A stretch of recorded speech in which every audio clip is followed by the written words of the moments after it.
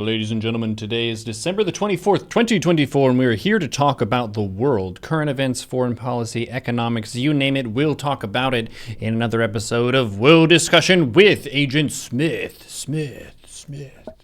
Hello? Yo. Hey, sorry I didn't respond until so late. My phone was on the nightstand all day and I didn't even realize. That's okay. You were here on time anyway. Like a mouse. Just barely. Yeah, well, we Just started a bit barely. earlier so we can have some more BG3 proggers if we want. Oh, sounds cool. Still get in a world discuss.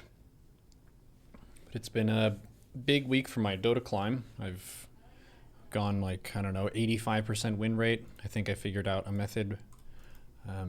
Playing Shadow Fiend and Drow Ranger, I've had extreme levels of success with, just by virtue of them being ranged carries. So even if my team is very behind, I can use high ground to my advantage and just dig my heels in and make it as unpleasant as possible until the enemy team makes a mistake. You kill their heroes on a kill streak and then get rich and push back and win the game. So it's a nice type of character that you're not relying on snowballing and getting ahead early. You can even play from behind and make them suffer until you can win. Oh, sounds much more resilient. Yeah. Quick question from the chat asking if I'm still a liberal. Well, some people would say so. If you can't beat them, join them. Yeah. I believe in personal freedoms, your ability to express yourself. I would say that fiscally speaking, I see the merits to either more government assistance or less. And I understand that people who are in rural communities who are more self-reliant don't really want as much government interference and they don't benefit from as much government stuff. So to me, the whole liberal conservative thing is more of a mixture of culture wars and the urban rural divide. So it's more so a tribalistic meme that people fall into for entertainment and for other people to make lots of money. So I welcome conservatives, progressives, people who are apathetic, people who are centrists and neutral. You're all welcome to discuss here. If I say anything that's too liberal, please let me know that I upset you, and I'll be sure to figure out what was going on.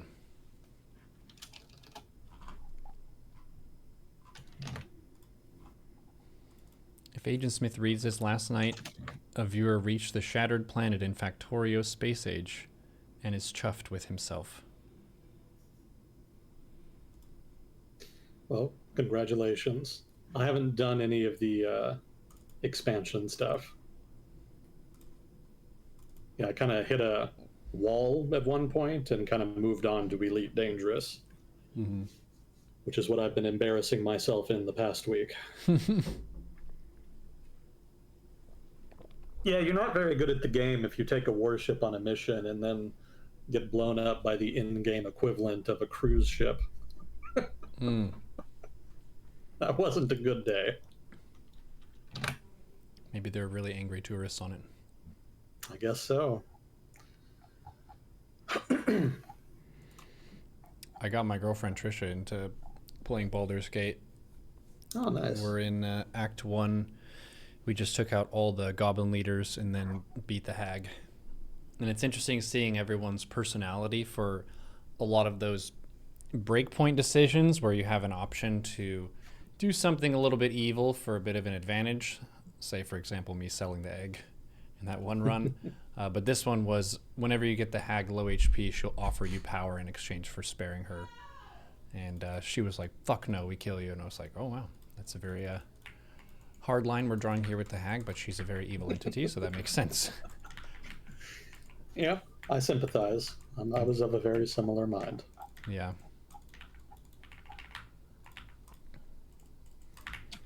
But I found out through researching it after we did Cazador, by the way, if you don't want BG3 spoilers, chat, just mute us for like 3 minutes. The decision of what to do with all the vampire spawn, the decision that I took would have been in line with the oath of my character originally in the game. The Oath of the Ancients is supposed to do what we did, to preserve your oath, and any other option, you break your oath. So that decision is very crucial for paladins. Devotion Oath is supposed to free the spawn to give them a chance, The Oath of the Ancients, which is mine initially before I broke it, is to kill the vampire spawns so you protect other people. And then Oath of Vengeance is probably also to kill them. Seems like Oath of the Ancients is very, very hard to keep. Yeah, you have to play very nice. Like perfectly Well, I mean, nice. sometimes you just don't know what constitutes nice in a given context, and you kind of get screwed. Yeah, It's a little hard to predict that. it's true. Be And nice. there's no court of appeal either. Yeah, I would like to appeal my oath break.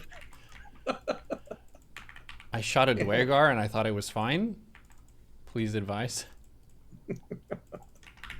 Nope. Nope. You just get a visit from the Scottish dude. And Yep. that's the end of it, unless you can pay 15,000 gold. Mm-hmm.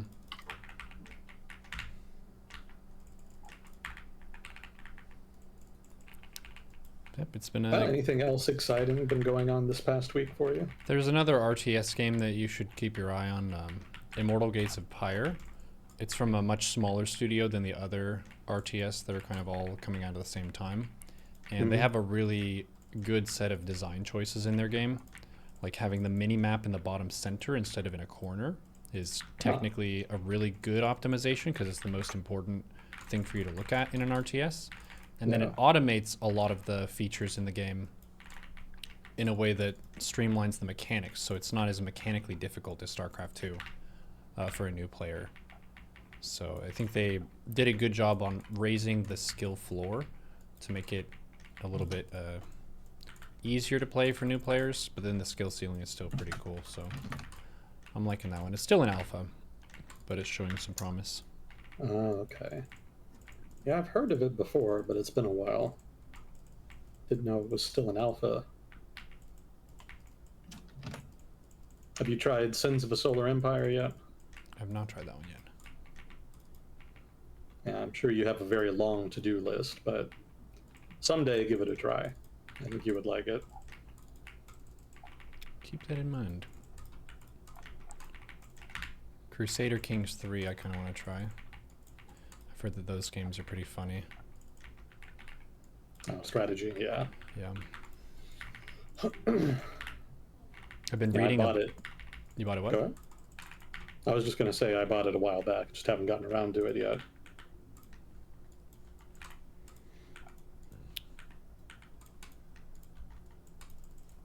What was I saying?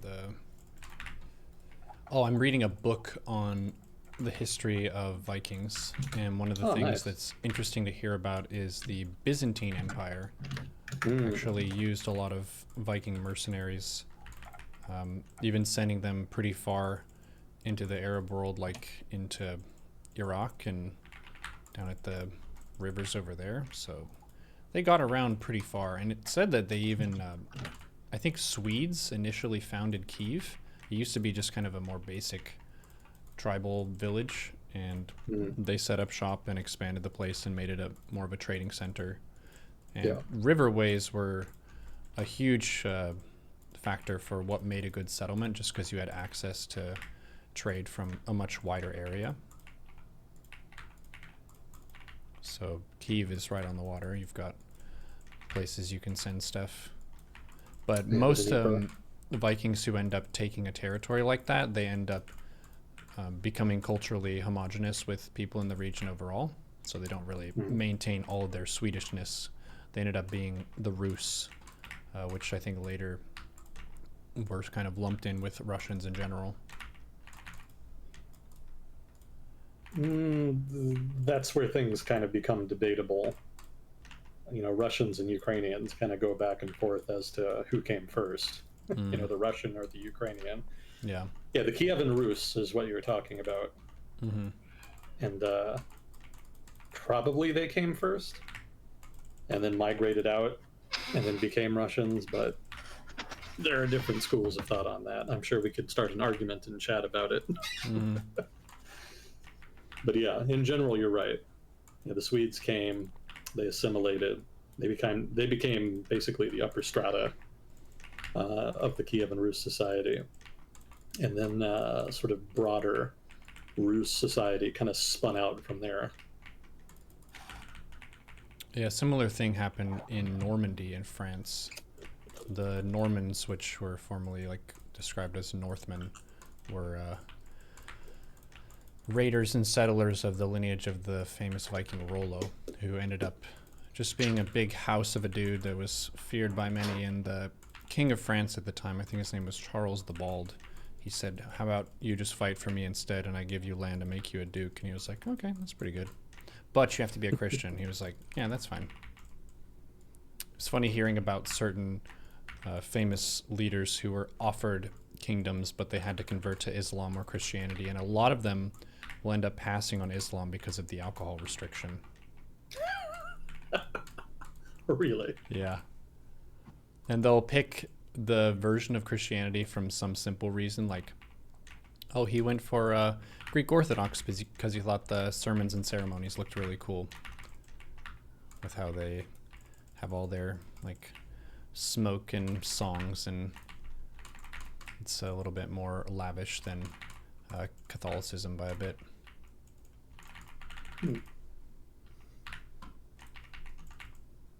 Yeah, I did read about the Kingdom of Malta being in kind of a similar position where they had sort of they were in a weird position sort of between the Christian and Muslim world, and so they kind of had to balance out their relations with both sides. Mm. So it was interesting how that kind of resulted in some not insignificant cultural fusion.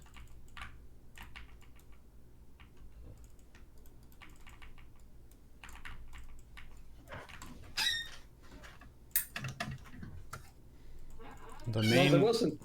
Go on. the main questions that we had leading into discussion today were about the threat of nukes. Apparently, because Biden said the U.S. could shoot some stuff, then Putin was like, "Well, then we're going to shoot some stuff too," which to me seems like pretty normal banter. I don't really know what it would actually amount to in terms of them changing tack for how they're navigating the war. It's just more cheap talk. They've been doing it since the war started, so it's nothing new. Mm. You know, the idea that, well, what happened for those of you who maybe haven't heard of this is that the Biden administration a couple weeks ago decided to allow the Ukrainian government to use the cruise missiles that it had given it. I think they're cruise missiles, Chad can correct me on that, the ATACMS missiles. They gave them permission to use those to attack targets within Russia. And up till now, there's been a lot of restrictions on that. Like they've been allowed to hit occupied territory in Donbass, Crimea, what have you. But not so much just undisputed Russian territory. So the fact that they finally relented and agreed to do that, albeit with restrictions, I don't think it's like a complete release on restrictions. I think it's more just them allowing them to use the missiles in the area around Kursk, where the Ukrainians pushed in with their army some months ago and have been fighting within Russian territory. That's also where the North Korean troops have allegedly been deployed. I still haven't heard or seen much evidence of them fighting yet, but everybody keeps saying that it's going to happen and that they're already there, so we'll see. But the ATACMS missile relaxation of restrictions was supposedly in response to the deployment of North Korean troops. So that led, in turn, the Russian government complaining that this represented an escalation by the United States and that the Russian government would retaliate somehow. You know, they're always kind of cagey about the specifics. And what happened in the past week is that they launched some ballistic missiles at Dnipro, I believe, which is a city sort of in the middle of Ukraine. And there was talk at first that they might have been ICBMs, intercontinental ballistic missiles, which are normally what you would use, are normally what you would put nuclear warheads on and use in a nuclear exchange. But in this case, they just had conventional payloads, so basically just being used as conventional weapons, which is weird. But it was kind of seen as a signal. Oh, well, before they were not ICBMs. The early reports that Russia was using ICBMs were false. That was incorrect. In fact, they were probably IRBMs, regional ballistic missiles, which are just basically shorter range versions of ICBMs. IRBMs don't get nearly as much press as ICBMs, because obviously ICBMs are what the Russians would use to hit the United States. But IRBMs actually used to be a big topic of discussion in the mid-late Cold War. because the Russians built them up specifically as a way to create cleavages between the Americans and Europeans, because the IRBMs were very clearly targeting Europe and not the United States. And the disproportionate threat was thought to create problems for the alliance, since there was obviously a disparity in risk between the United States and Europe in terms of who was most at risk of suffering the most from a thermonuclear exchange or an outbreak of war or what have you. So a couple of IRBMs is what they used. The significance in the media, certainly online, that was highlighted is that normally these would be nuclear tipped weapons, and that by using them, Russia was signaling that it was getting closer to possibly using actual nuclear weapons in the conflict. And that's kind of hyperventilating. And in truth, yes, it's true that IRBMs and ICBMs haven't really been used in combat before like this. And this is the Russians signaling sort of displeasure at the use of ATACMS missiles within their territory, on targets in their territory. But it's also true that this isn't really anything new. Like, there are lots of weapons Russia has used in the conflict since 2022 that could have been equipped with nuclear warheads. It's not that hard. Lots of cruise missiles that the Russians have been using could be equipped with nuclear warheads. Lots of the pseudo-ballistic missile weapons that they've been using, they have this one that they launch from aircraft, those could be nuclear tipped. Lots of weapons in the Russian and American arsenal, especially those that date back to the early mid-Cold War, were originally designed to be nuclear weapons. So, saying that Russia is using weapons here that could have nuclear warheads isn't saying anything. That's meaningless. So, nobody should be taking that seriously. Nothing is new in that regard. And I would point out, too, that using IRBMs like this is kind of a waste, because, while they can do a lot of damage, they're very inaccurate.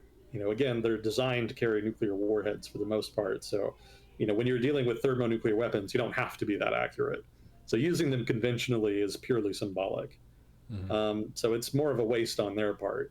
It would only really be a credible threat if people believed that the Russian government genuinely was thinking about using nuclear weapons. And from near as I can tell, there's no real evidence of that. The Western governments that are supplying Ukraine, their intelligence agencies keep close tabs on Russian decision-making on that count. And the signals that they've released do not indicate that they're really serious about it. It's possible, a mercurial leader is capable of anything. So, you can't really be too cavalier about it.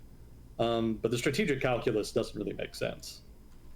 The Russian government, despite what it says, is not in an existential struggle with the West here.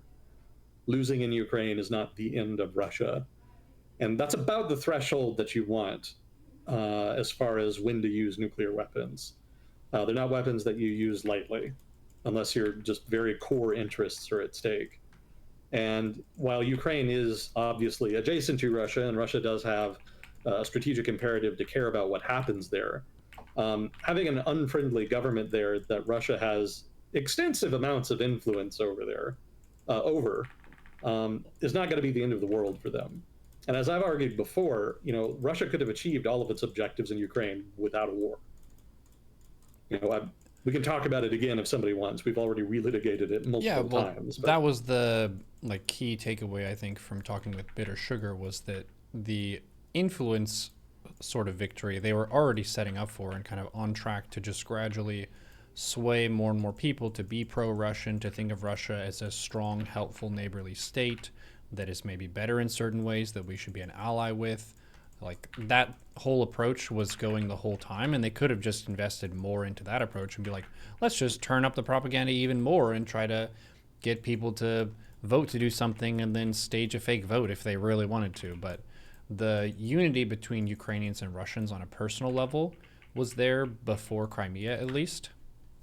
And the just shared struggle of corruption is something that's ingrained in the culture from the Soviet era, and it applies to both Russia and Ukraine.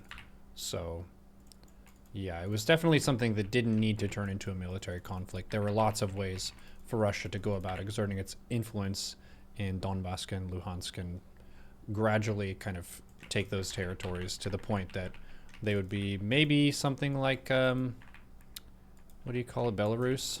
Something that does most of what you want. It isn't technically yours, but everyone kind of sees it as basically yours. Yeah, Belarus, increasingly Georgia, these are good examples of what Moscow has in mind for Kiev. Mm-hmm. And I think the only reason Moscow went with the military option is because they thought it would be really easy. Yeah. They weren't expecting nearly as much resistance as what they encountered. They were expecting more something like what existed in 2014. Mm-hmm. By the time you get to 2022, circumstances have changed. Not just military circumstances, but political circumstances. And it seems they very clearly did not account for those changes. So I don't think Russia's interests in Ukraine, such as they are at this point, are really sufficiently threatened to justify nuclear intervention. That doesn't make sense to me. And I don't think it makes sense to them. So I think a lot of the signaling coming out of Moscow about the prospects of a nuclear exchange are really more in the North Korean vein of just trying to act crazy and scare people into doing what you want. Because you know that they're not going to do it otherwise. Russia just doesn't really have the strength to take on the entire collective West, as they call it. Nobody should want to avoid World War III more than Russia, because they would lose. Everybody would lose. Obviously, a nuclear exchange kills everybody, but in a conventional sense, they're not in a position to win that.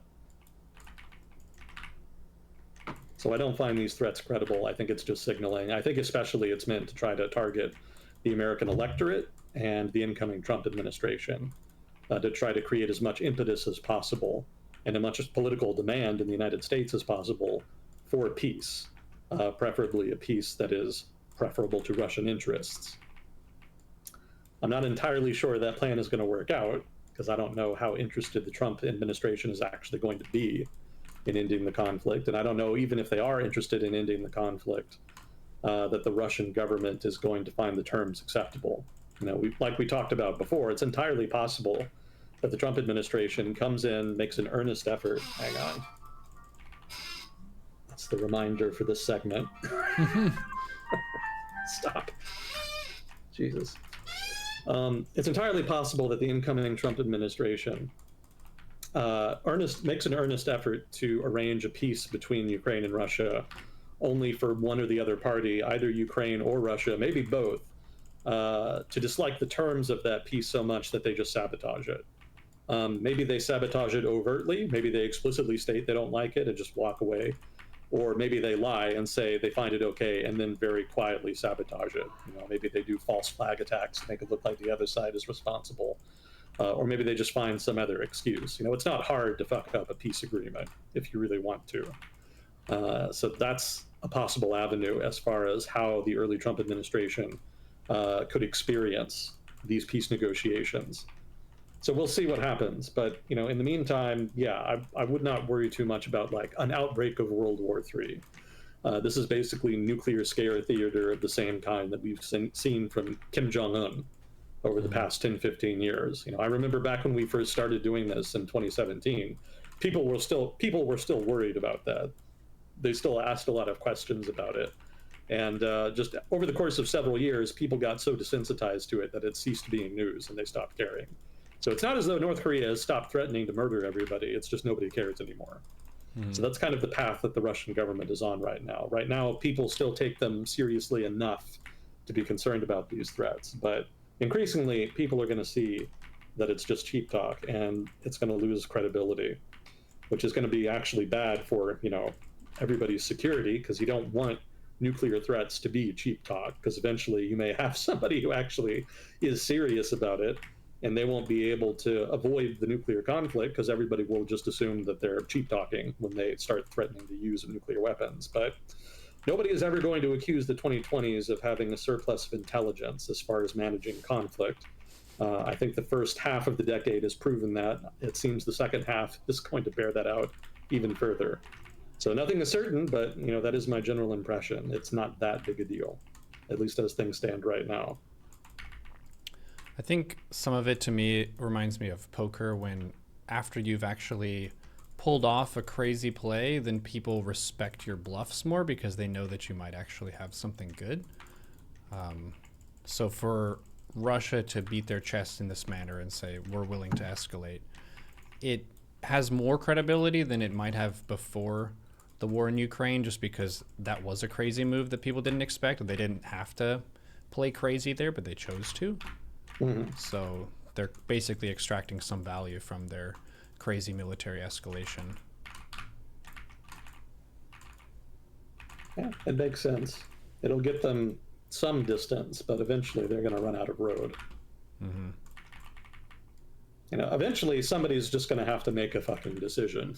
You know, we've seen so much political theater in American politics over the past couple decades, if not just Western politics in general, that, you know, it seems weird to think of somebody actually tangibly doing something, but that's about the only way this conflict is going to end. Either the Russian government is going to decide that it's going to escalate and that it's going to keep fighting no matter what, or it's going to decide that it's not worth it and it's going to quit, and there will be some kind of ceasefire, possibly a peace agreement, or the United States, along with Western Europe, actually makes a significant substantive commitment to ensure that Ukraine can at least keep fighting, if not actually win the conflict.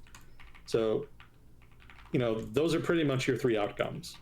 It's going to be one of those three things. And we just don't know yet, like, which path people are going to follow. And it's really hard to predict because, as we've talked about ad nauseum, Trump is very hard to forecast. Like, it's very difficult to sort of tease out what he thinks about things and see what the little battles that happen between his advisors look like and how they'll play out. So that sort of chaos is really going to be the outcome of that chaotic decision-making process is going to be a major factor, along with whatever, you know, black box in Moscow in which the government there makes decisions, how that works out. So there's just too many unknown variables right now to project anything with confidence. And it could be stupid. You know, it may not even be that somebody makes a decision. It could just be that people make a lot of dumb decisions that are not really based on reality. And then we just end up with one of those results almost by accident. That's also possible. So, you know, it could go any which way.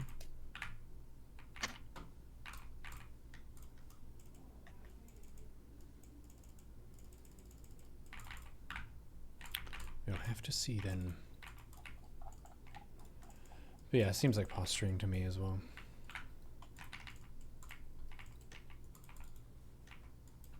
Yeah, I did have a couple of notes from the past week as far as Ukraine. The other thing that Russia did pass over the past week is they changed their nuclear doctrine.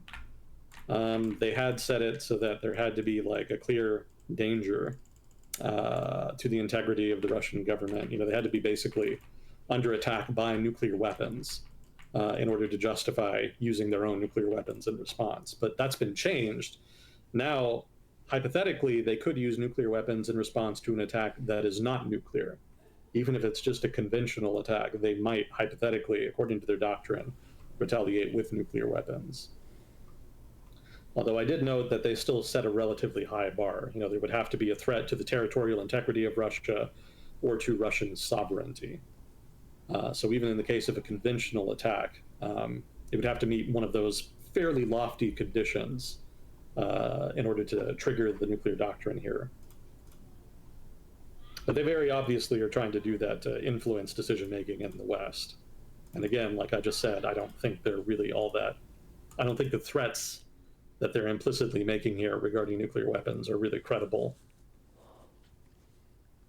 You can't completely write them off, and that's why Western governments have been so cautious about supporting Ukraine and why they've been escalating support slowly over time. But in general, I don't think the Russian government is actually going to do that. But as part of the saber rattling, they did change the nuclear doctrine. That was the other thing they did besides lobbying some IRBMs at Dnipro. Yeah, it doesn't make sense to me to shell the crap out of your place that you want to take. If you want to take some territory, smashing the crap out of it with nukes as well to make it radioactive for decades to come, that seems like self-defeating play. If you actually want that territory and to expand your borders, why would you make it glowing green with radiation? Well, the joke answer is that self-defeating plays is basically the story of Russia's history, so we shouldn't put that beyond them. But the serious answer there is that the territories and the people that live in them are not really a serious objective for Moscow. Like, there's nothing wrong with Russia right now, economically, politically, socially, that is going to be solved by conquering territories in Ukraine. Like, they could conquer all of it, and it will make no real difference to Russia. It's not going to like rejuvenate their economy or make them a superpower again, or any of this crazy shit that some Russian nationalists believe. It's Ukraine suffers from too many of the same problems economically and socially that Russia does to make that viable. It's like being sick and trying to save yourself by kidnapping and whatever. What was that woman's name? It was a woman in Romania like hundreds of years ago who tried to prolong her life by drinking the blood of virgin girls. It's an old story from way back when. That's probably a legend, but it's dramatic, so people remember it. I'm sure somebody in chat remembers the details. But I'm sure when she picked girls to murder, she picked the healthy ones, not the sick ones. And that's basically what Russia is doing here. It's trying to prolong its life by predating on a society that's actually just as sick as theirs in many ways. So the idea that it's economic rejuvenation that they're after, or that they want to conquer these territories for some strategic purpose, socioeconomic purpose, let's say, that doesn't really add up. So in that sense, in so much as it's like just strategic reasoning, in so much as it's just, they're near abroad, they have a right to it, they're actually just secretly Russians and don't know it, none of that requires the people that live in these territories to actually survive the conquest. The conquest in that sense is actually more about domestic political considerations within Russia. You'll note that the whole war with Ukraine that started in 2014 happened just a few years after the Russian government, specifically the Putin administration, had started to lose popularity with the Russian public. The 2011 elections were particularly damning. Economic conditions were getting worse. In general, the government was starting to lose its luster, and then, lo and behold, the government starts doing crazy shit to try to rejuvenate public support. So that's a more important determining factor here than trying to, quote unquote, liberate territories where Russians are being abused by the, banderistas or whatever the fuck. So yeah, they can shell the fuck out of it. It doesn't matter. They can destroy all of that and they'll just colonize it and it'll be fine. There's no actual contradiction there. Okay, well, if I were leading Russia, I would not do that, because that seems dumb to me. Well, it's a fair point, but we are where we are. Yeah. Putin obviously doesn't care. He doesn't need to.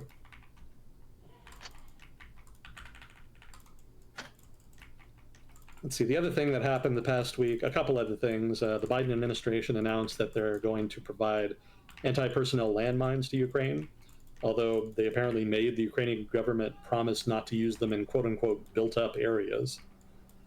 There's a lot of humanitarian concern about the use of landmines, because after wars end, generally, one or the other party doesn't bother to clean them up, and so then all of these areas that were mined end up, being no-go zones for the civilian population, which can be a problem if your farm is located there, if your home, your town, whatever is located within a minefield. And generally there are stories about, kids and whatnot, farmers, workers being injured or killed by stepping on mines that have been left behind after the conflict. So there's been a big push to try to prevent the use of landmines over the past couple decades. That's seen some success, but if you're under attack, landmines are a pretty useful defensive mechanism. The Russians actually used them to very good effect during the big Ukrainian offensive in 2023. So, clearly they still have utility, even if there are issues with the post-war situation. So the Ukrainian government has argued that, we need this stuff, please give it to us. And the American government basically conceded the point, but made them give this token promise to try to avoid some international opprobrium. Okay, we'll let you use these mines, but make sure nobody gets hurt. Yeah, that's pretty much what it amounts to. Yeah, a lot of what has been attempted internationally as far as regulating the transfer and usage of arms over the past couple decades happened within the context of the absence of conventional war, specifically large-scale conventional wars. And it also happened within the context of, the Arab-Israeli conflict, specifically the Israeli-Palestinian conflict. So, the ban on phosphorus and all the criticisms of the use of phosphorus, that kind of stemmed out of conflict between the Israeli government and Hamas around 10 some years ago. So, that's all good and well, but, in the context of a conventional invasion where you're being attacked and you need every weapon you can get your hands on, those kinds of humanitarian concerns don't make as much sense, but some of them have not really kind of recognized that and have insisted on being stubborn in the face, even though it just doesn't make sense in this context. So I don't expect that to change, but it does kind of bother me a little bit. Let's see, supposedly the Moscow-Washington hotline was cut, the implication being that Moscow cut it. Supposedly that happened after the first ATACMS strikes on Russian territory. For those of you who don't know what this is, during the Cold War, it was noted that there was a need for a means of very fast, direct communication between the leaders of the Soviet Union and the United States, because normal modes of communication might be too long to avoid a crisis, since crises can emerge very quickly. So better to be able to just call the other guy and say, hey, like, is this what you're doing? Like, what's going on? Just to avoid the possibility of somebody accidentally mobilizing for war or attacking, assuming that something the other guy is doing is a preemptive attack when really it's not. So a telephone hotline was set up between Moscow and Washington so that the president of the United States could talk to the premier of the Soviet Union if need be. And that hotline has been maintained in the years since the Cold War ended. But supposedly Moscow is not picking up the phone anymore. Probably in protest to the ATACMS decision, presumably. But that was another story that Moscow put out to try to illustrate sort of their unhappiness with the status quo. Fine. If you shoot us, we won't call you anymore. Oh boy. Things are getting tense. So that's pretty much where we are in Ukraine. That's about all I had. As far as conditions in the actual field, the Russians are continuing to advance. They're advancing faster than they used to, but that's not saying much, considering how slow they've been thus far. Inroads into Donbass, they've got most of Donetsk at this point. There's that Lugansk. I think really both at this point. They've got most of Lugansk and Donetsk. They already had pretty near half at the beginning of the war. So, basically over the past 2 years, they've managed to increasingly get closer to taking the other half, which isn't saying much, but it is progress. And I have read analysts say that the Ukrainian front lines are starting to buckle under the pressure. They have a crying need for more people, and they've been struggling to generate that. That's an old story now. I think the Ukrainian government, specifically Zelensky, came out and said they need something like 8 brigades, which is going to be difficult to generate. They've got some brigades being trained in the West right now, but I think it's just a couple. It's not going to be 8. So they really need to do more to mobilize. Otherwise, they could have some real problems there. It could be that the war is just settled on the battlefield. All the talk about, a static front line could well prove to be false. But for now, they're holding. We'll see what happens with the incoming Trump administration and what the Europeans do in response to whatever Trump does, and of course what the Russians do. Like I said earlier, everything is very much up in the air right now. But the battlefield situation is a little bit tense. The Russians are advancing faster than they had been. And that's pretty much where we are. I think they did launch an offensive, a multi-pronged offensive. They have been mostly focused on like a handful of specific areas in Donbass, but I think they did kind of launch a broader offensive that included Kharkiv as well, sort of to the north of Donbass. So they're trying to lay on the pressure here.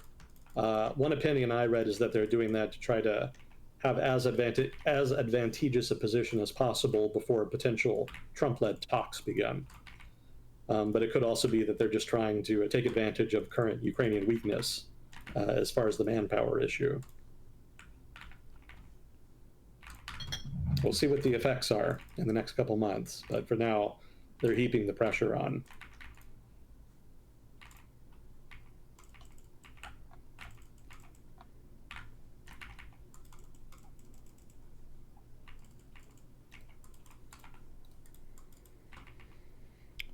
We just defeated Joe Biden in StarCraft. That's good. Awesome. Nice to see him taking up some new hobbies. He is about to have a lot of free time. Yeah, I kind of Was wonder. there anything else we wanted to get to?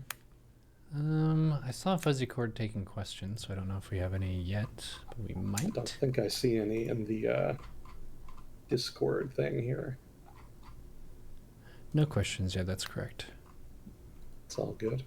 Yeah, it hasn't been an especially happening week. I think there's been some more Trump stuff as far as his cabinet, some of which is hilarious, but it's still very difficult to read what he'll actually do. So a lot of it is still just speculation. There's been some protests around the world. We could talk about some of those if you want. What are they protesting? Well, it depends on the country. There's been mass protests in Tbilisi in Georgia. I think we talked before about the election there and how the opposition thought that it was rigged. So there was some question as to just what the opposition would do about it, and there didn't really seem to be much happening. But in the past week, there were mass protests in the capital. So there could be some traction to that going forward. My immediate assumption, with pretty much any major foreign policy event, is that the status quo ante is probably going to prevail. So I imagine the protests will eventually fizzle out and that nothing will really come of it. But I would note that that's exactly what I said about the protests in Kiev in 2013. So who knows? Something to keep your eye on regardless. And I think I mentioned last week there were protests in Abkhazia. Have you ever heard of Abkhazia? No. Where's that? Yeah, so this is actually also in Georgia. Where do I even start with this? So let's go all the way back to 1991, because fuck it, why not? Georgia was a part of the Soviet Union. They were one of the Soviet Socialist republics. They had a lot of ethnic tension within their territory between ethnic Georgians and different minority groups that had their sort of own autonomous regions within the Georgian Soviet Socialist Republic. And those tensions escalated over the course of the 80s, and in particular in the early 90s. So when Georgia declared independence, some of those autonomous republics themselves declared independence because they did not want to live in a majority Georgian republic that they believed would discriminate against them as an ethnic minority. So one of those territories was Abkhazia. Another one was South Ossetia. And then I think there was another one called Ajuria. I don't quite remember the name of that one. I'm sure somebody in chat remembers. Before I go on, I'll just throw out the usual disclaimer here. I'm not an expert in everything I talk about on here. It's more painfully obvious at sometimes than others. So if I ever say anything wrong, stupid, or biased, please let me know. If I'm wrong, I want to know more than anybody. So participation by chat is encouraged in that regard. I don't read chat while we do this, but I will read it eventually. And we do like getting the feedback here. We learn a lot. So that said, when Georgia declared independence, these different separatist republics cropped up. And, probably not to the surprise of anybody at this point, the Russian government kind of stepped in and sent quote unquote peacekeepers to some of these to all of these separatist republics in order to try to prevent atrocities, allegedly, but low key probably trying to maintain some Russian influence in this formerly Soviet, now Russian territory. So that was sort of the genesis of the conflict between the Georgian state and the Abkhazians, South Ossetians, and Ajurians. It became a frozen conflict because the Georgian government just wasn't strong enough after the collapse of the Soviet Union to really do much. But eventually, Mikhail Saakashvili became prime minister. He's a controversial figure in Georgian politics. I'm sure that's another thing that can start an argument in chat. He was a reformist candidate. He wanted to push Georgia towards the West. He fought corruption. He actually did a pretty decent job of that, but he also did a bunch of controversial shit, putting pressure on opposition figures. There was a whole thing about torture in prison. Lots of little things like that. Maybe not so little, but lots of things like that that really undermined his popularity. Anyway, that's a whole other conversation. The point is Saakashvili wanted to try to resolve the issue of the separatist republics. And so he started building up the Georgian military, largely with Western help. And at one point, he started, attacking these separatist republics to varying degrees. And he was actually able to conquer and subjugate Ajuria. So that was dealt with. The Ajurians are no longer have their own separate zone within Georgia that is autonomous from the Georgian government. But that still left South Ossetia and Abkhazia. And so there was some skirmishing, whatnot, that kind of went back and forth. And that led pretty much directly to the 2008 war between Russia and Georgia. Now, who was responsible for it, I won't get into. Lots of people blame the Russians, saying that they were trying to reestablish influence over Georgia, which was kind of increasingly leaning towards the West. Some people blame the Georgian government, for starting a fight that they couldn't win with the expectation that the West would bail them out. You can go back and forth on that, but just to keep things short, the Georgians lost very badly, and the result of the war is basically the permanent separation of these separatist republics from Georgia. Georgia still insists that they belong to Georgia, that they're rightfully Georgian territory.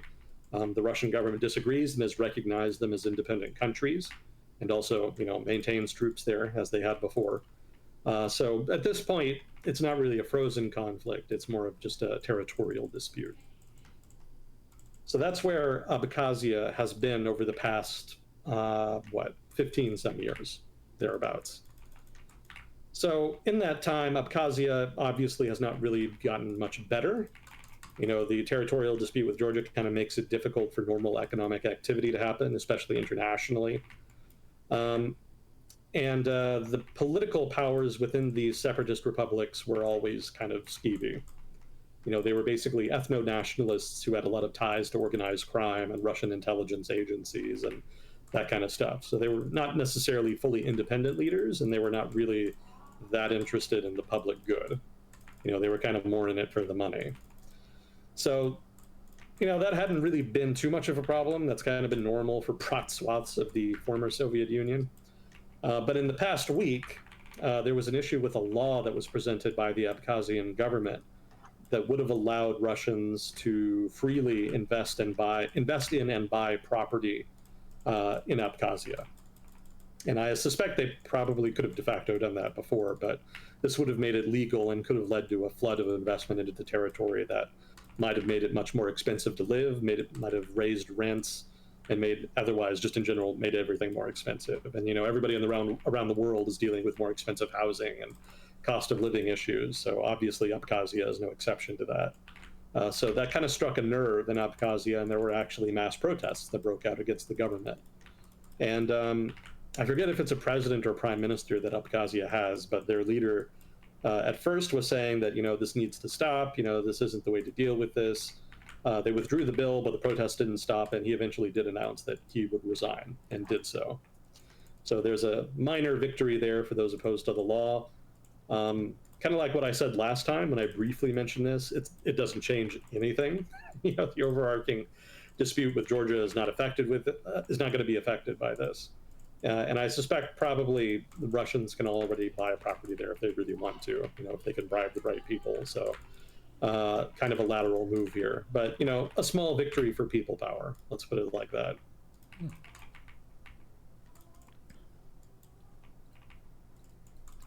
So to get out of the former Soviet Union, New Zealand has had mass protests in the past week.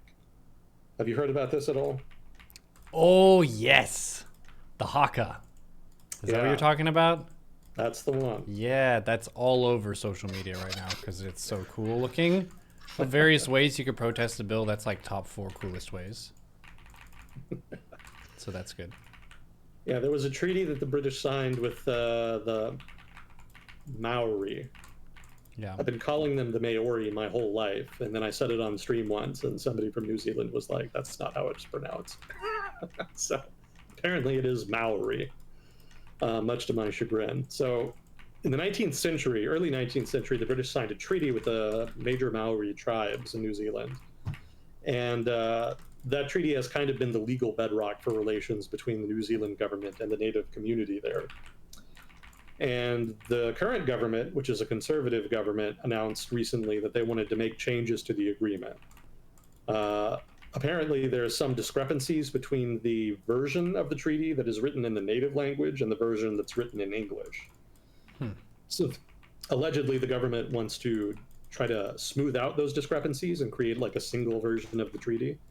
But apparently, one of the things they want to change is some of the wording, which might basically, they say it's going to change it so that everyone is going to be legally equal.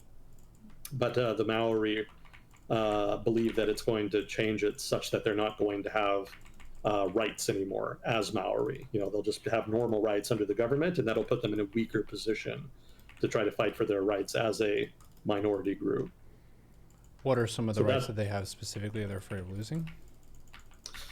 They didn't mention in the article specifically. I read about this on the BBC News, and they didn't go into detail about some of the specific changes. And I would note that the Maori representatives in the legislature didn't go into it either. They pretty much just said, we vote no, and then they did the Haka. Mm-hmm. So some of the details escape me. I haven't really followed up too much on it. If somebody in chat has something to read on that has the details, I'd appreciate it, but I haven't really seen much about it. As you can imagine, New Zealand doesn't get a lot of news coverage over here. So if you want details, you really have to kind of dig for it.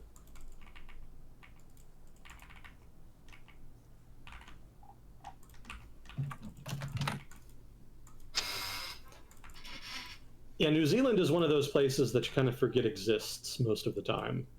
And then every so often there's some random thing that happens and you're like, oh yeah, there's like this island country on the other side of the planet that just sort of exists off in its own little world.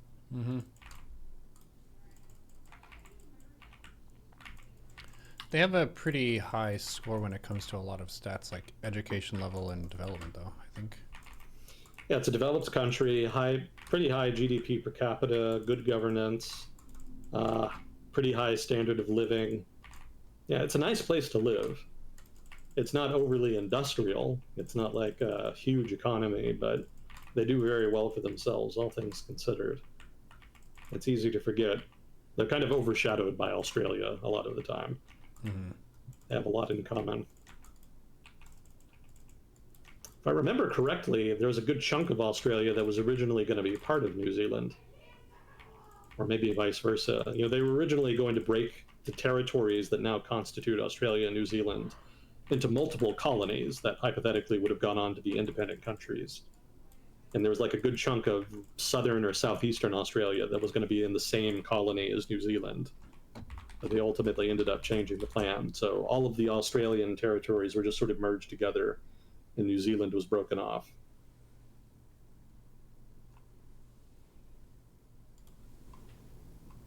Other than that, I think the only stuff I know about New Zealand, other than the whole Jacinda Ardern thing, that obviously made the rounds on Reddit back in the day. But beyond that, there's the fact that they sell a lot of dairy to China.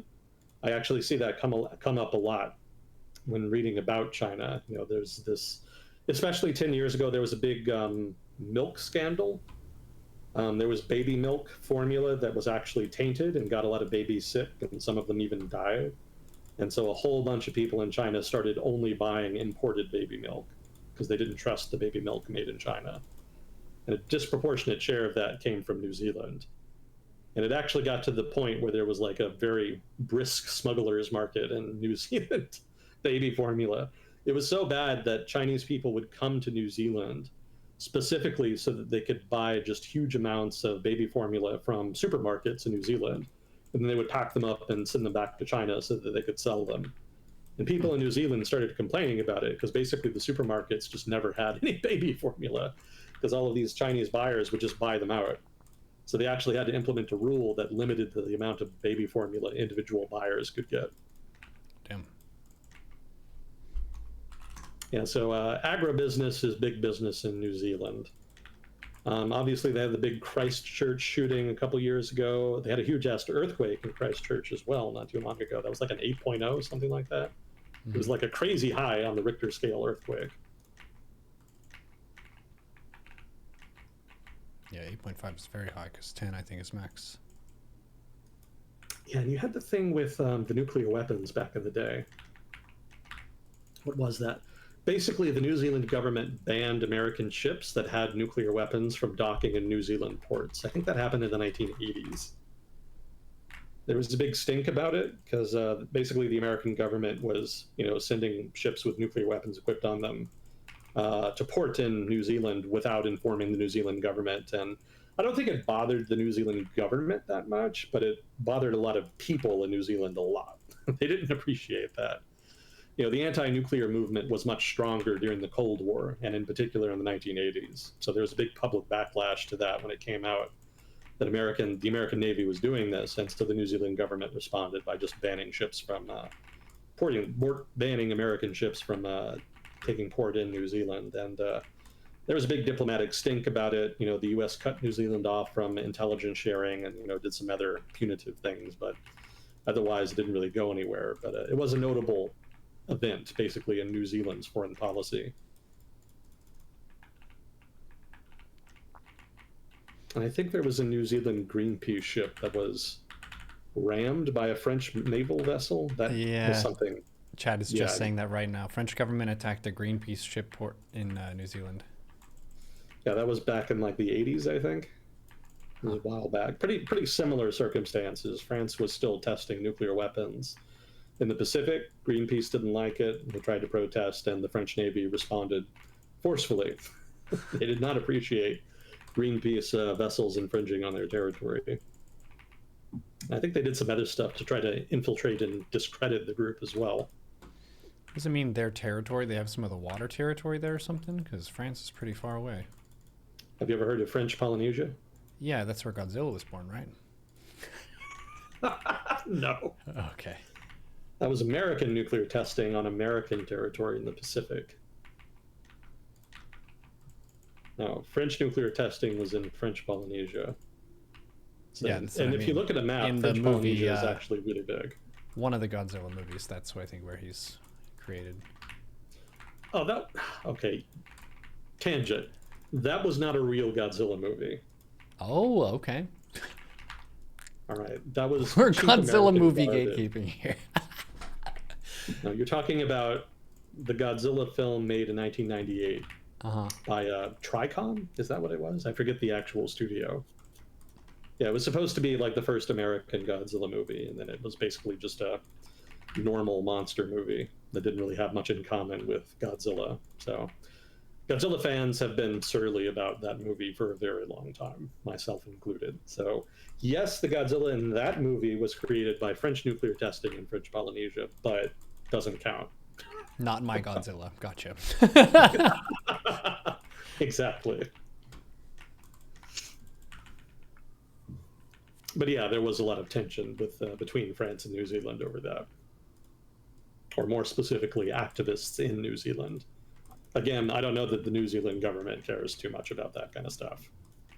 They're not really in a position to do anything about it regardless. Oh, I guess if we're going to talk about New Zealand, I would be remiss if I didn't bring up Anzac. Whenever there's a big war that's involved Australia, almost invariably New Zealand tags along. And so that's sort of where the idea of the Anzac comes from. Generally, they deploy their military forces jointly under a joint command and fight together. So that's what they did in World War II. They did it in the Korean War. And maybe some Americans don't know this. They also fought in Vietnam.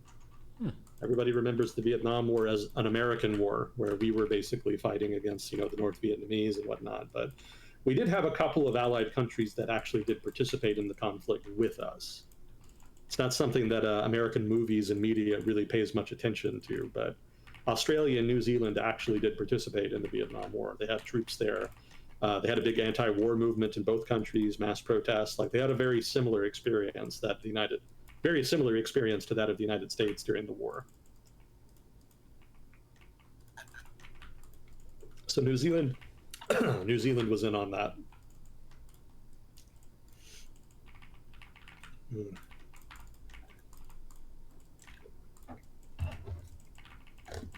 Who else was in Vietnam? Oh, actually, you know what allied country had the biggest contribution to the Vietnam War other than the United States, and obviously the South Vietnamese government? It was actually South Korea.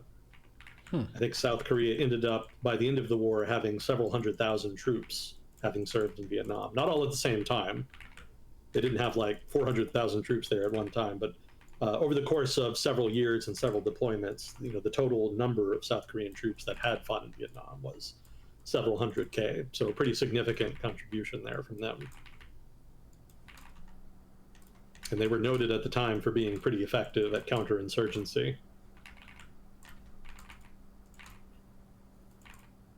Actually, the Australians were too, come to think of it. Basically, everybody except the Americans was good at counterinsurgency.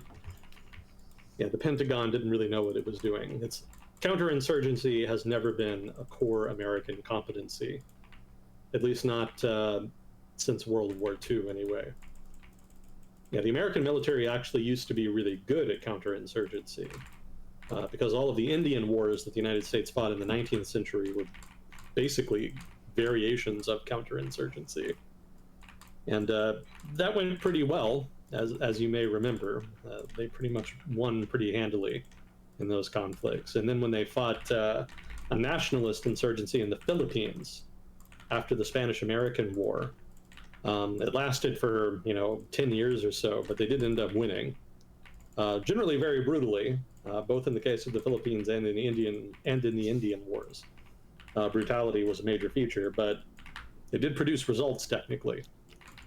So there actually was a pretty strong history of successful counterinsurgency there. But then they didn't do it for a while. And they also had some failures in Central America. This is something else people don't remember. But there actually were several interventions into Central America from, let's say, 1910 to 1930. I think the longest one was actually in, was it Haiti? It was either Haiti or Nicaragua that lasted about 20 years. Very, very long intervention, regardless. And those didn't go particularly well. So that kind of marked the beginning of the end for successful coin on the part of the US military. And so that, of course, led into Vietnam, the next big counterinsurgency, and that went exceptionally poorly. And it really hasn't been good since. Iraq and Afghanistan obviously were big fiascos, to the point where Washington is now extremely risk-averse when it comes to doing anything that might lead to a counterinsurgency. Rightfully so.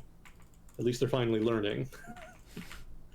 I do note some of the people in the incoming Trump administration are not entirely encouraging in that regard. Yeah, the guy that he picked for Secretary of Defense is it's like a pundit on Fox News. But he also said he's also been very critical of the U.S. military for not having won any wars in so long, and that changes need to be made. And, he's not entirely wrong in that. Reforms are definitely due. There's a lot of things that could change in the U.S. military. But that said, the way I read his reasoning kind of suggested to me he was implicitly asserting that counterinsurgency could totally be done successful if we just did it right, quote unquote. Like, we could totally won the wars in Vietnam, Iraq, Afghanistan if we just done things differently and had better leadership in the Pentagon, which is not true. That's not the takeaway. That should not be the lesson learned from these conflicts. These are political struggles that the government of the United States has tried to pawn off on the military and tried to get them to win militarily without significant political decision making. And that's not a winning formula. Like, you can't do that. Like, you have to set realistic objectives for your army. Otherwise, you're just going to send your army into a morass and you're going to get bogged down in some long-ass conflict that doesn't go anywhere. But the military can't criticize the civilian leadership, right? They have to be loyal and respect sort of the civil military tradition in the United States. And civilian leadership in the United States has been, famously craven over the past couple decades, if not longer. And so they're not going to admit they were wrong and, change the mission parameters after the fact in any way that makes them look weak. So the result is that you end up getting stuck. Nobody can really point out that the problem is not that the military isn't doing things right. It's rather that the civilian leadership is just totally unrealistic about what the military can achieve as far as achieving non-military objectives in foreign societies. To put it another way, nation building, democratization, these kinds of things are very, very difficult for a foreign military to do, especially when they're not getting any help from anybody. It should be like a whole of government thing if you're going to do it. It's not something that you should just have the military by itself focusing on. But that's what happened. And, big surprise, didn't work. So my concern is that maybe some people in the new administration will be of the mind, well, we could have totally won the wars if we just had different guys in charge. That to me says that we're going to end up doing the exact same shit again, which I don't think anybody should relish. That should concern everybody. But we'll see. We'll see what happens in January. Any odds that people do something silly at the White House again? Or at the... Say what? Any chances people do another silly thing in January, like last time? No, not at all. I mean, he won. There's no reason to do anything silly. Yeah, it'll just go fine. He'll get inaugurated, and that'll be the end of it. I mean, unless you want to say that the Democrats are going to try something, I don't think they will. The Biden administration's whole bag is that, we're sort of the responsible adults. So, trying to overturn the result of an election that Trump legitimately won is not a very serious adult thing to do. Mm-hmm. It's a little contradictory if you want to protect democracy to then go around and openly attack and undermine one of the biggest democratic institutions in the United States, that being peaceful transition of power. So no, it'll be fine. Trump will be a hypocrite and just be inaugurated without any issue.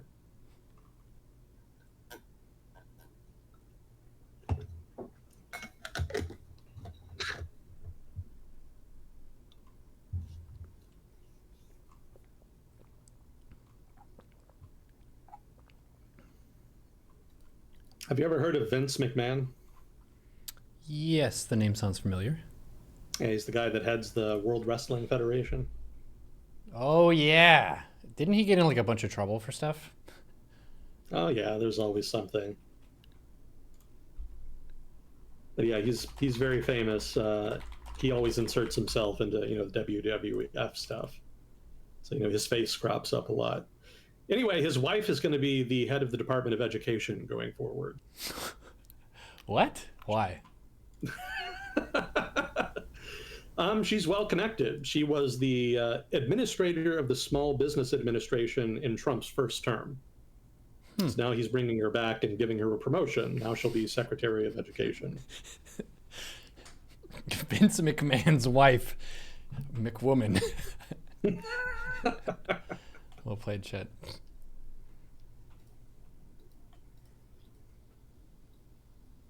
Yeah, some of the picks to the incoming cabinet have been colorful. There was the Secretary of Transportation is going to be a Fox News host, John Duffy. Mm-hmm. The head of the Center for Medicaid and Medicare, which administers Medicaid and Medicare, is going to be Dr. Oz. And then the Secretary of Treasury and the Secretary of Commerce are going to both be veterans of Wall Street, prominent investors. Oh. That's not really that surprising. That's actually pretty normal. How many, especially for a Republican administration. How many Fox News pundits are in the cabinet? 2 thus far that I know of. Department of Transportation and the Department of Defense. I see. Oh, and Matt Gaetz actually did withdraw himself for consideration for the position of Attorney General. He was getting too much heat for that, unsurprisingly. So Trump is going to appoint Pam Bondi as Attorney General instead. And she was his lawyer during his first impeachment trial. Oh, must have been a bonding experience. I'm sure it was. But regardless, she's going to be pretty loyal, one would imagine. So like I said last week, even if Matt Gaetz doesn't get it, it's going to be somebody else who's just as loyal. So that's been borne out. Pam Bondi certainly fits the bill.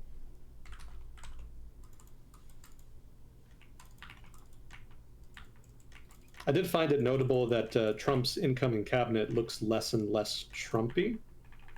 There's not as many. There's some colorful figures here, certainly. Obviously McMahon, Dr. Oz, whatever. Those are some weird picks. And the Fox News, pundits and whatnot. But more specifically as part of his trade team, the guys that are going to be responsible for operationalizing his China policy into actual policy. Those guys are not nearly as Trumpy as the guys that he had back in his first term. Robert Lighthizer and Wilbur Ross were both like much more gung-ho for confronting China. The guys that he's appointed as secretaries of Treasury and Commerce, they're not nearly as hawkish on that front. It actually kind of surprised me that he picked them. Markets liked it. Markets thought that it meant that he wasn't going to go as hard and that there wouldn't be nearly as much disruption as they had expected. We'll see. He's famously unpredictable. And it was noted in one of the articles I read that Robert Lighthizer hasn't been appointed to anything yet. He's the one holdover from the previous trade regime from his first term that everybody has expected to be part of his second term trade team. But without the commerce or treasury position being open, the only thing really left of substance is USTR. That's actually the position he had last time, head of USTR. But the fact that he hasn't been announced as being head of USTR yet is a little weird. It has some people wondering whether or not he might just have a more informal advisory role this time. And if that's the case, it really brings into question just how hawkish his administration is actually going to be on China, at least as far as trade. So some weird early signals here. Very contradictory. He was very hawkish when he was campaigning, and now much less so, it seems, at least as far as his picks. So we'll see in a couple months if that means anything.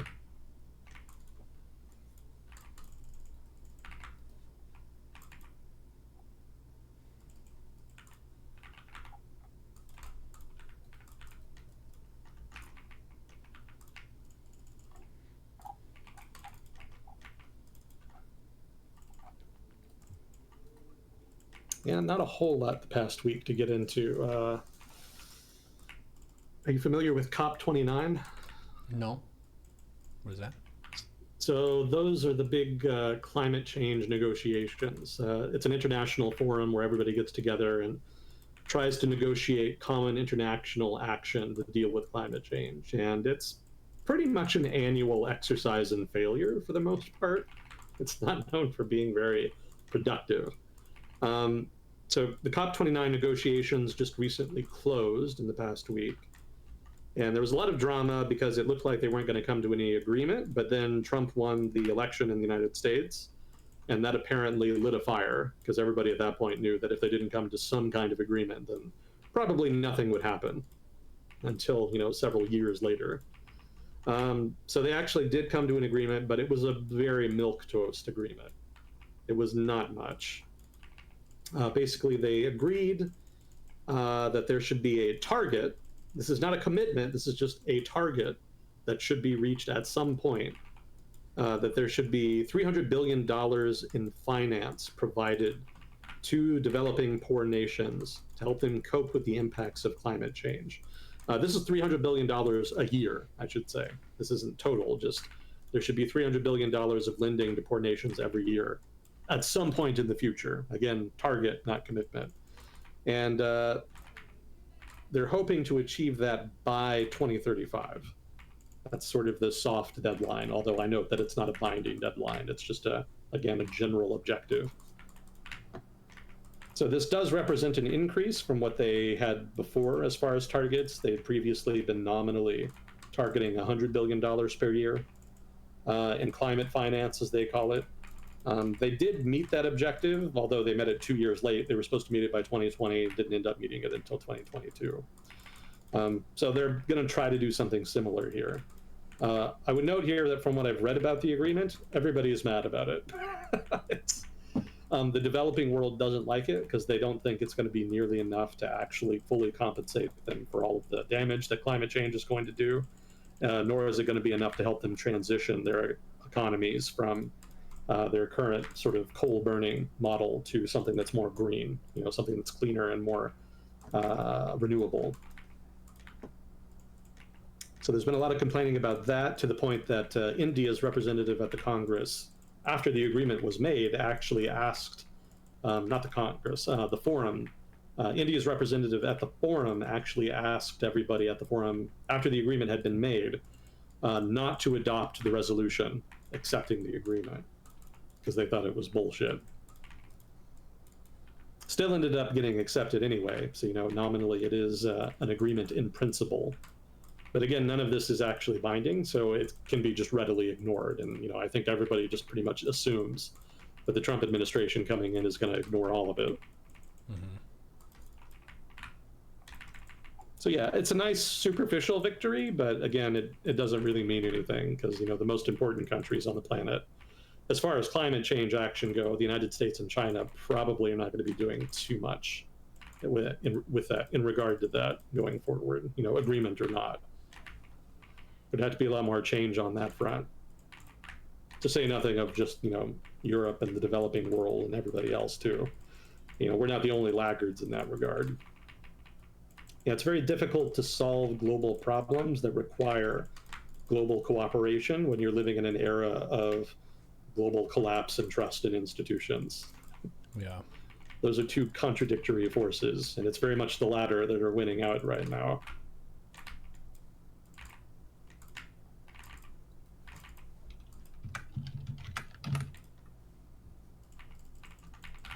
Have you heard of the green and yellow dagger plot?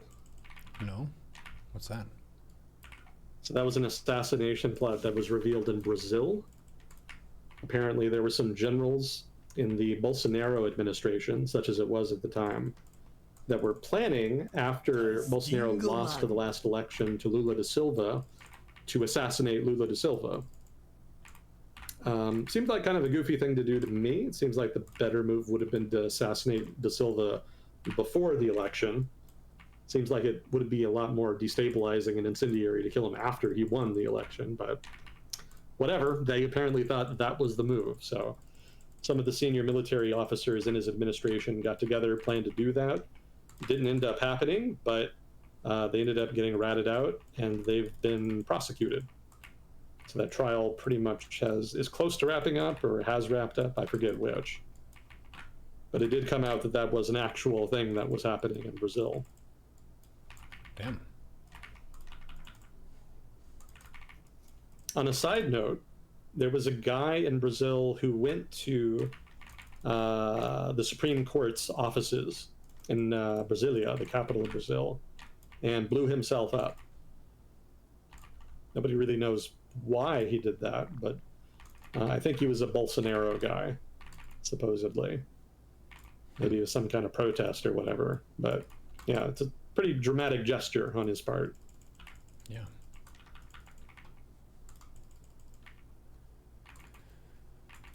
Damn. So Brazil sounded pretty spicy. They've actually been doing pretty well overall. Bolsonaro shenanigans notwithstanding, things have been much quieter there since the last election. Yeah, I think I did read that Lula da Silva's popularity has dipped. He hasn't been as successful in this term as he has in his previous terms as leader. Economic activity isn't really ticking up. Global inflation is biting Brazil just as hard as anywhere else. Yeah. Oh, and corruption, of course, is always a problem. So no surprise there. But yeah, all of that is undermining his popularity, and he hasn't been able to deliver on any of his big promises. Keep in mind the big factor that made him popular in the first place when he was, president of Brazil back in the day, is that back in the aughts when he was president, there was a big commodity boom, largely on the back of Chinese economic growth, that really contributed significantly to economic growth in a lot of developing countries, which were and are disproportionately dependent on the exports of commodities. So with all of the tax revenue rolling in from sales of commodities, Lula da Silva's government back in the aughts was able to significantly increase spending on social basically significantly able to increase social spending of various kinds, which was popular, it generally is. But he doesn't have the benefit of that this time. So he doesn't have nearly as many cards to play as far as money. And he hasn't really been able to exhibit the creativity necessary for a political leader to successfully navigate those kinds of conditions. So he may not get reelected. Can he be reelected? How does that work? Actually, I hadn't thought of it. Maybe if somebody from Brazil is listening, they can elaborate on that. I don't know if Lula da Silva can run again or not. So that would be my question. But even if he can, I don't think he would be able to win. It seems like his popularity is approaching a nadir.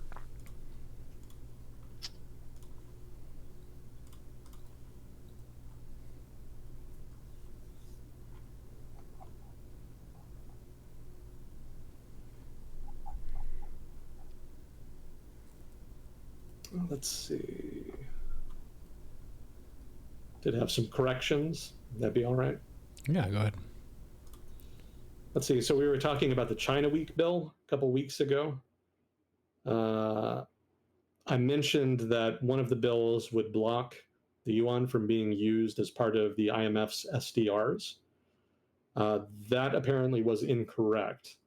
What the bill actually does is prevent the yuan from being weighted more heavily in the basket of currencies that are used to value the SDR, that comprise the SDR, let's say. So the yuan is already used to help calculate the value of the SDR. It's just the Chinese government wants more of it to be used, to be weighted more heavily. And that's what this bill is trying to stop.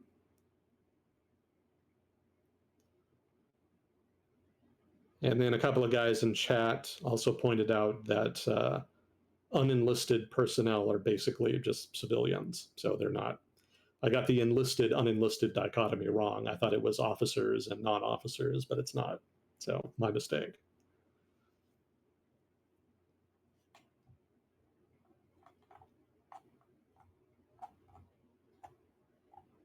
I don't know how many communists we have listening, but I have some exciting news for you. Sri Lanka famously had a Marxist party candidate win their presidency in their recent elections.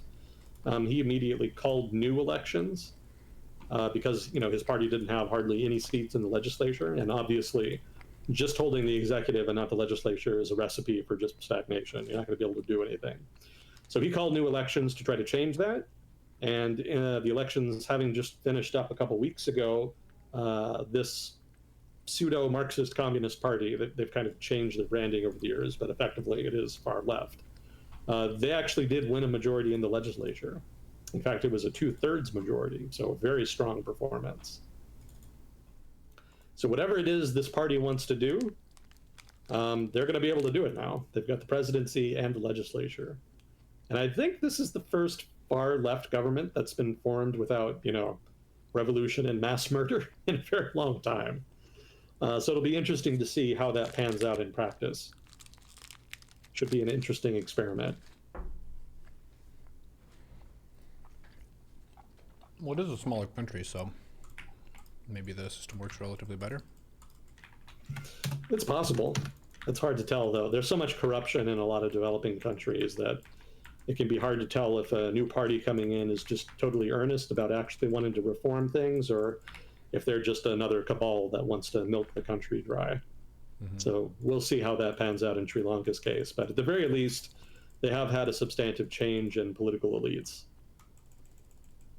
So fingers crossed. Hopefully it works out for them.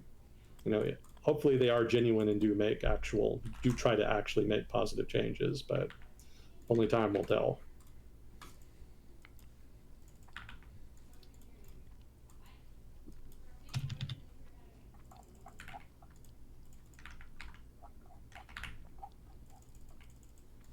I didn't have too much more. We had 2 questions, I think.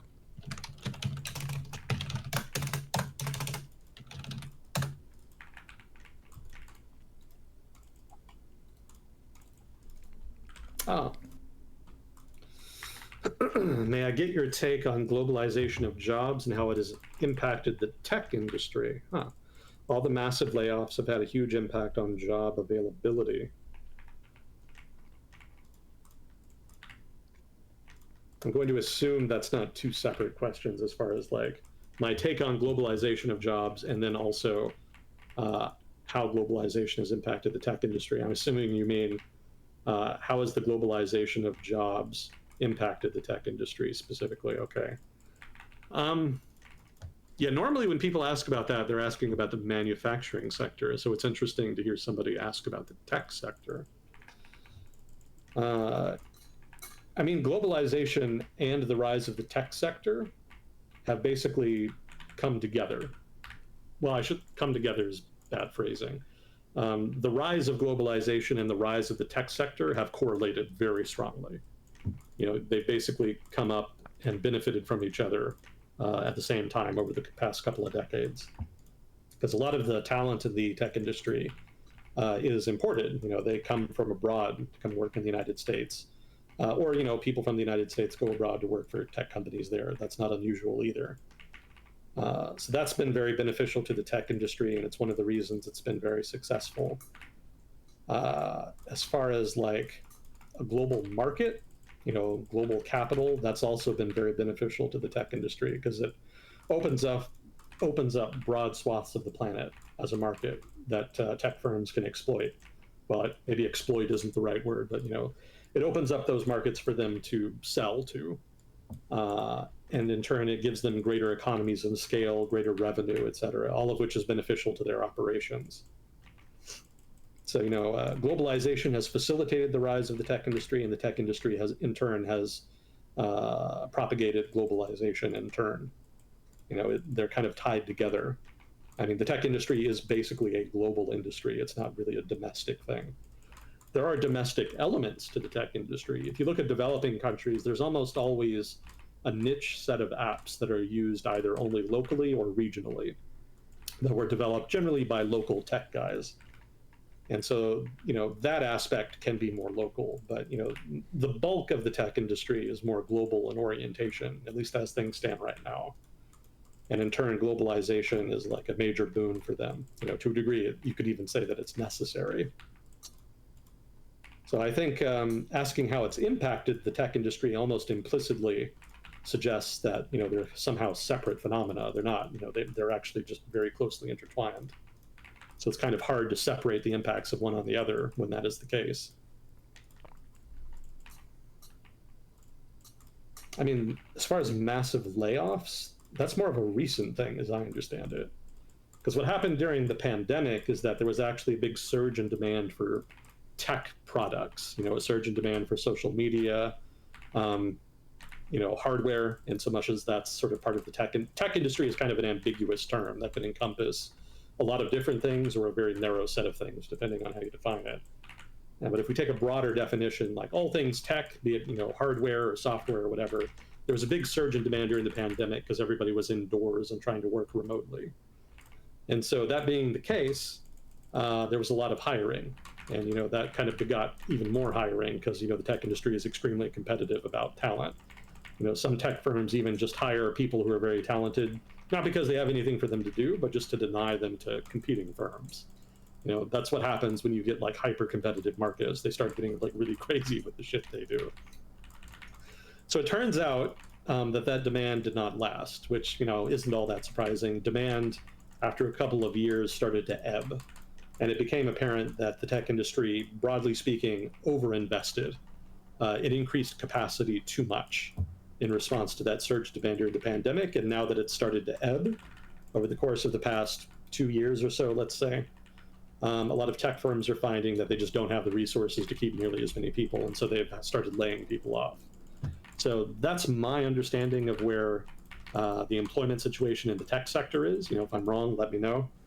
But it's not a structural thing. This is just normal business cycle stuff. It's normal for industries to expand too quickly or too much and then to have to downsize accordingly. And if there's a downturn in the economy, they'll probably downsize too much and then have to correct upwards later on. This, again, is all just normal activity in an economy.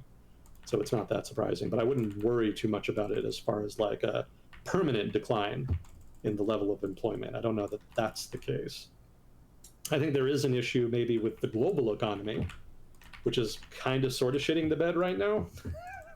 It's seen better days. A lot of countries have not really fully recovered from the economic shock of the pandemic. And even in the case of those that have, the debt load they had to take on during the pandemic, or chose to take on, however you want to frame that, has actually burdened them pretty significantly and caused problems. So the global economy has not really recovered from that, nor has it recovered from the global inflation that happened. That actually hurt a lot more in the developing world than it did in the developed world. So that's kind of put a crimp in demand for, specifically global demand for tech products. And that could be a structural problem going forward as far as employment, and not also just the general financial health of tech companies. But I imagine that'll eventually resolve itself over the medium to long term. So I wouldn't be too worried about that either. So I don't think globalization has been like a bad thing for the tech sector, if that's what you're asking. I think it's definitely been a good thing, and I think the recent problems of the tech sector have not been due to globalization, but more just due to, in the case of COVID, a weird black swan event that nobody saw coming, really. And then also just to the general difficulties dealing with the aftermath of that in the global economy. So if I miss the gist of a question, if I misunderstand it, feel free to ask again. I'd be happy to return to it. But yeah, that's the gist of my understanding as far as the tech sector and globalization. Let's see. Oh, fussy cord. Let's see. I heard an interview wherein the guest explained that the Israeli left collapsed after the Second Intifada because they could not explain it narratively and lost faith in political solutions. To them, it appeared that a move towards Gazan self-governance was rewarded by suicide bombings, whereas from Hamas's perspective, it made perfect sense to double down on violence when the Israelis moved towards peace, because they were using the French occupation of Algeria as the model for their narrative. However, unlike the French occupation, Israelis don't see themselves as having a France to go back to. So it's a question of incompatible narratives. How does that jive with your understanding of the situation? Yeah, that's exactly accurate. One of the big problems both outside of Israel and Palestine, as far as people trying to understand the conflict, and among the people themselves involved in the conflict, is that they have radically different framings for the conflict. For the Palestinians, it's a national liberation struggle of the same kind that a lot of colonized peoples fought over the course of the 20th century. Algeria is one of them. Zimbabwe, during the Rhodesian era. India, when it was still a colony. All of these countries had anti-colonial movements, some of which were nonviolent, most of which were more violent, some of them extremely violent. And in the end, pretty much all of them were successful. So the Palestinians believe that, if they just fight hard enough for long enough, they'll eventually win their country back, and that it's just a matter of willpower. That's how they frame the conflict. The Israelis, for their part, have a very different framing.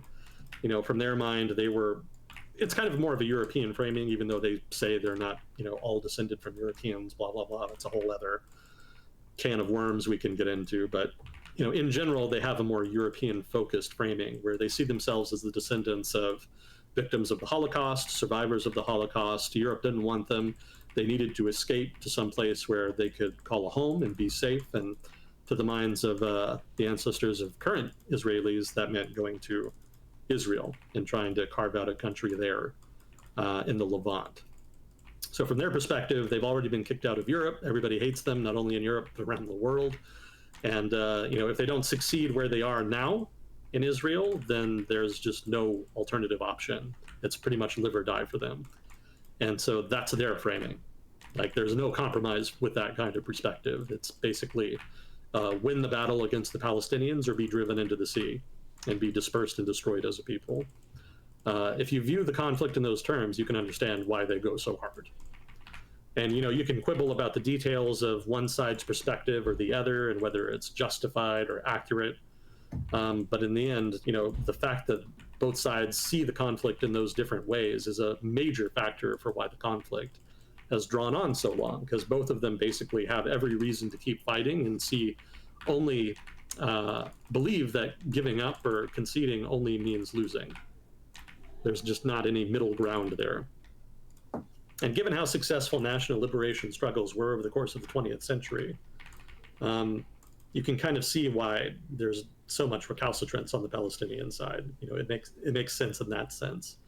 And so the analogy I go back to is what happens when and Neuro, please correct me on this. I always get the exact wording wrong.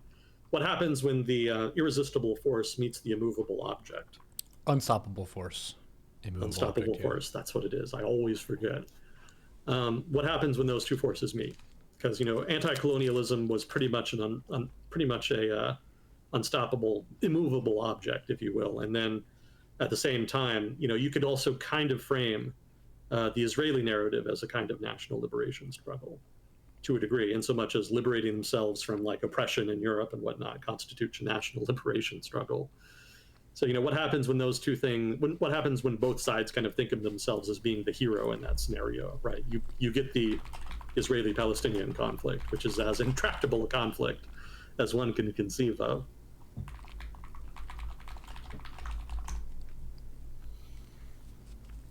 Yeah, I would quibble here a little bit with some of the stuff you say earlier here. I agree like 90%, like 95%. But I would point out that there's a little detail missing here. It wasn't just actually the fact that the Israeli center-left moved towards a conciliatory position, like during the Camp David Accords and, just in the late 90s generally. It's not just that Hamas interpreted that as a reason to embrace violence. It wasn't them just trying to exploit that. There was also the fact that just before the Camp David Accords, one of the things that Labor government in Israel did is withdraw from southern Lebanon, because Israel had been occupying southern Lebanon for like 15, 20 years up to that point. And Hezbollah had been fighting and skirmishing with them pretty much the entire time. And there was this question of whether Israel should pull out, or if it should go harder against Hezbollah, or if they should stick with the status quo. And the Labor government obviously figured it was the best just to leave. It just wasn't worth it anymore to them.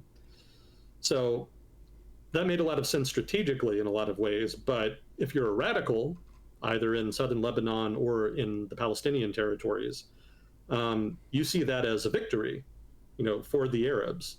You see that as resistance over a long period of time paying off with an eventual Israeli withdrawal.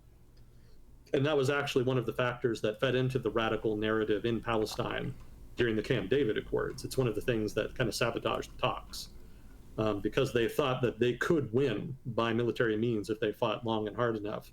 There wasn't as much impetus to come to the table and reach an agreement.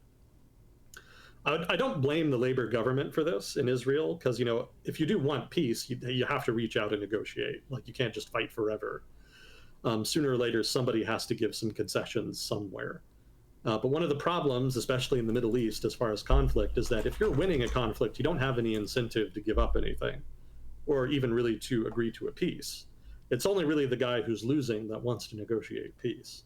But the thing is, if conditions in the battlefield change, if the roles reverse and the guy who was winning starts losing, they may change their minds and say, okay, well, now we're ready for a peace agreement.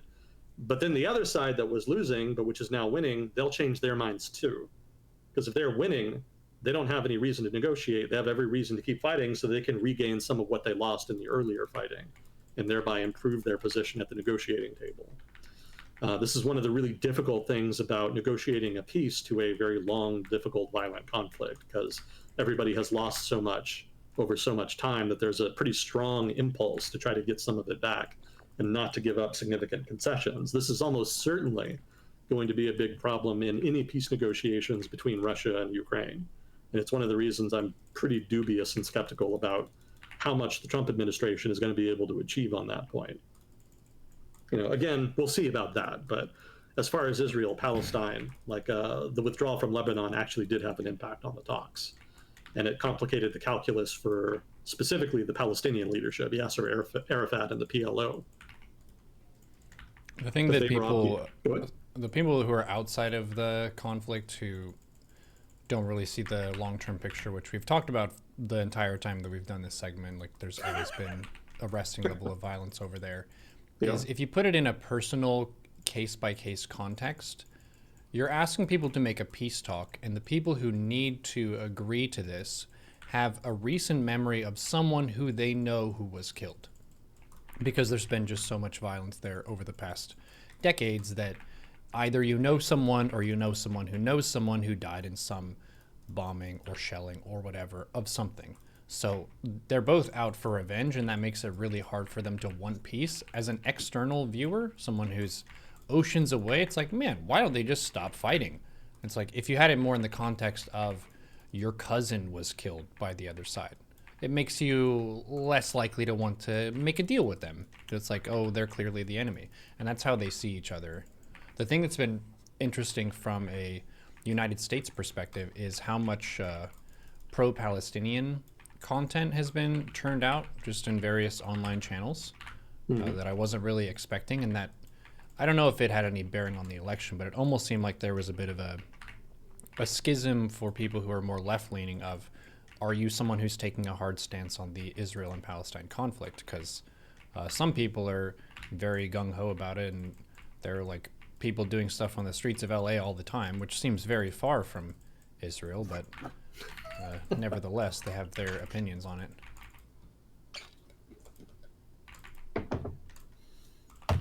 Yeah, the left started really kind of homing in on the Palestine issue after 67, specifically the Six-Day War, because that's when the Israelis were able to acquire, shall we say, the West Bank and Gaza. And it took a while for it to become apparent that it was going to be like an issue, at least as far as like how those people were treated and how much political power they would have in an occupation regime. You know, at first, the focus was more on like the extremists, right? The PLO and some of the things they were doing. But by the time you get to the late 1980s, there was enough tension within the West Bank itself that there was an explosion, the first Intifada, you know, a revolt against occupation authorities. And that's kind of where the modern perspective, the modern outsider's perspective of the Israel-Palestine conflict comes from. You know, there was a slow burn for the first, let's say, 15, 16 some years of the occupation, but the modern notion that it's a national liberation struggle and the left really needs to support the oppressed Palestinian people, that really, I don't think, got traction until the first Intifada in, I want to say, like 1988 or so. So that's kind of where that comes from. But then certain politicians who run Democrat are vocally pro-Israel, or at least they seem to be such. Like, I think both Obama and Biden have been kind of maintaining the status quo in supporting Israel. Yeah, I mean, their move is not really support Israel, support Palestine, or, you know, they're not really picking sides. Their objective as far as foreign policy in the Middle East has been to try to withdraw slowly from the region over time. You know, obviously the United States is still very involved, but over the course of the Bush years, the United States got way, way too involved.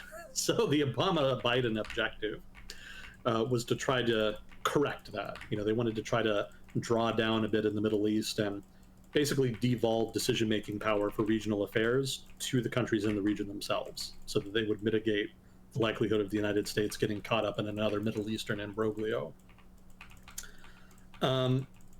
Mixed success, but more to the point, you know, the downside of drawing down and devolving power to regional countries to deal with regional affairs is that sometimes the decisions that they make as far as regional affairs are very, very distasteful. So obviously, lots of people disagree about how Israel is handling the October attack from last year. Lots of people disagree about MSB murdering a journalist in Turkey. Lots of people disagree about, you know, basically the region itself kind of has a lot of issues that people in the West find disagreeable in general. So that being the case, withdrawing from the region has the benefit of making it less likely we end up fighting another long drawn-out counterinsurgency, but it also accentuates all the aspects of the region that people don't like about it in the West. And so you're kind of stuck between a rock and a hard place as a politician, because no matter what you do, you're going to piss somebody off.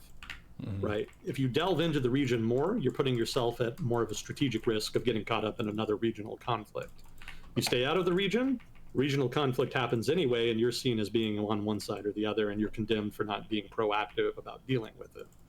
So I think Biden has largely said, basically not said, but has revealed through his actions that he prefers to just stay out of the conflict and let the region handle its own shit. I think that's the secret sauce behind his administration's approach. They do want peace. They have nominally been trying to negotiate a peace, and they've certainly complained about how bad Israeli actions are making them look and how the political problems it's caused for them. But they could have dealt with that if they really wanted to. They could have very easily taken very direct action that could have had a big impact, or at least would have taken political pressure off of them domestically.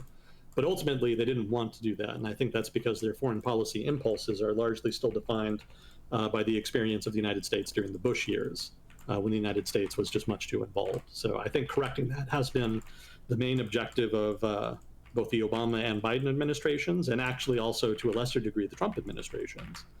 Trump administration itself in his first term was vocally about withdrawing from the region, although they certainly didn't have any issues signaling very strongly in favor of Israel on many occasions. But by and large, ending the wars has been a very popular proposition across the American political spectrum.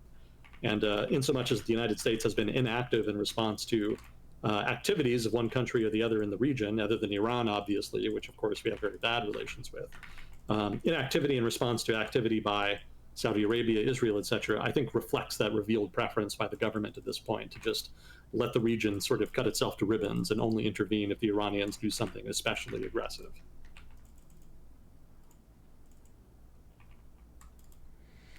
Makes sense. So yes, incompatible narratives, definitely a major factor there. It's an important factor. I don't really know how you resolve that, though, because as we've talked about before, it's the most hawkish elements in both Israeli and Palestinian society that are in charge of their respective societies. And that's a recipe for conflict. Like, that's pretty much inevitable at that point. And the dovish factions just don't have the credibility at this point to get power back. So it seems they're destined to just fight each other for the foreseeable future. I might point out that since Trump has won re-election, a lot of the settler community in Israel has been delighted and has been moving actively now to try to annex outright the West Bank, if not also Gaza. So you can expect more fireworks in that conflict coming soon in the next couple months. It's going to get worse, not better.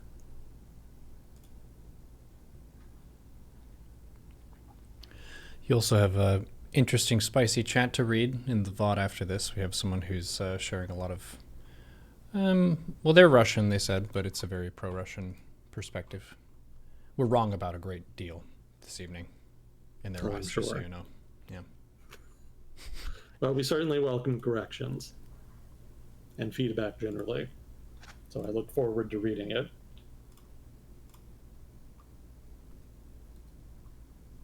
Let's see. Have you seen Alan Lichtman's of the 13 Keys fame interviews recently after his prediction failure? Any thoughts on his commentary on why his predictions failed? I have not seen that. So I'll put that in my to-do list, but I can't really comment on it having not seen the relevant interview.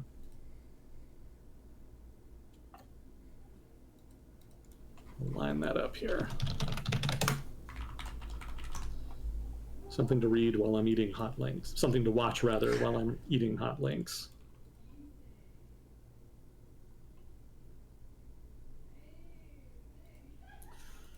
Given the tweet Musk recently did is similar to how he ended up buying Twitter, what do you think would happen if he does try to buy MSNBC? I don't know.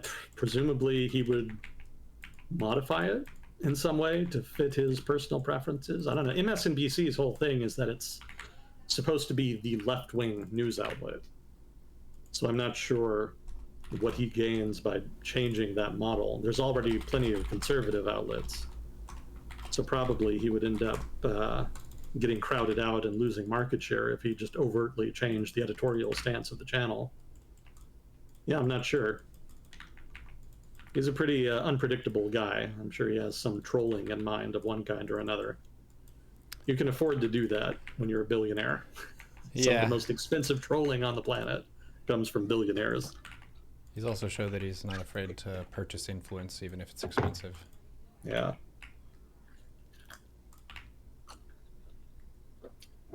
People do love to complain about Twitter lately. Yeah. People know they can turn off the recommendations, right? You don't have to look at that stuff. Look, raging about stuff is what people are into. A lot of people like that feeling. It emboldens you and energizes you. Yeah, you can totally set up a Twitter feed to only show tweets from the stuff you subscribe to. You know, you don't have to get all of the random bullshit that the algorithm generates for the recommendations. Just click a button, it's gone. It is pretty funny. I think if you make a new Twitter account, you're automatically following Elon Musk. Really? Yeah. There was this, I'm not sure the credibility of this like theory, but there was a video talking about his metrics on the platform and how his reach as a user on the platform expanded dramatically after a key moment when both Joe Biden and Elon Musk expressed that they wanted the Eagles to win or something, and Biden's tweet got more, and that upset Mr. Musk, so he had to have them tinker with the algorithm a little bit, make sure that never happened again. And ever since then, he's had like 20,000-fold more engagement. All right. Yeah. A lot of people like the guy. I think he represents a lot of stuff about the American dream that many fantasize about, the whole temporarily embarrassed millionaires thing. He seems like a go-getter, but he's also connected a lot more so than more of the old and crusty politicians with meme culture. And that makes him seem a lot more relatable and human than the average person who's more in their 70s or 80s. Yeah, he does kind of have his own cult of personality. I have noticed that about his following over the years. Mm-hmm. I remember he was much more, I guess, culturally chic maybe 10 years ago or so. You know, now he's more associated explicitly with the right wing of the political spectrum, but it used to be he was just kind of a tech guy. Yeah. So it's kind of been interesting to see him evolve in that regard over time. One thing that's definitely a factor is people realizing how easy humans are to manipulate, and how mass media, it feels like it makes that even easier because you can spread your message over much greater body of population than you could in the past. So I don't know what it'll amount to. I don't think he's someone who's done great atrocities. Most people consider him to be very libertarian when it comes to policy of being profit over people, which any billionaire probably is going to be in that category as well. Yeah.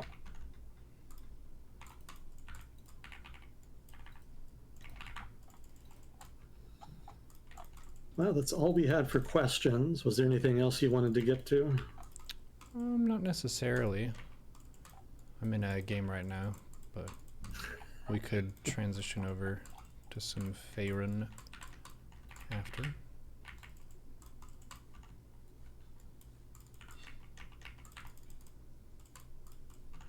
Got a subscription from my original StarCraft 2 coach who's watching. That's pretty cool. Oh, nice. At this point, that would have been like 8 years ago. 8 or 9 years ago. It's crazy thinking about how long I've been streaming. The whole COVID era seemed like a time freeze where it doesn't feel like as long of an era as it was. Because so little seemed to be getting done. Played a lot of World of Warcraft. I was talking with some of my WoW people about that because they released some fresh servers, and we were talking about how we were able to play the game like degenerates, like back in the original days, specifically because there was a pandemic. But if there wasn't, we wouldn't have had that time.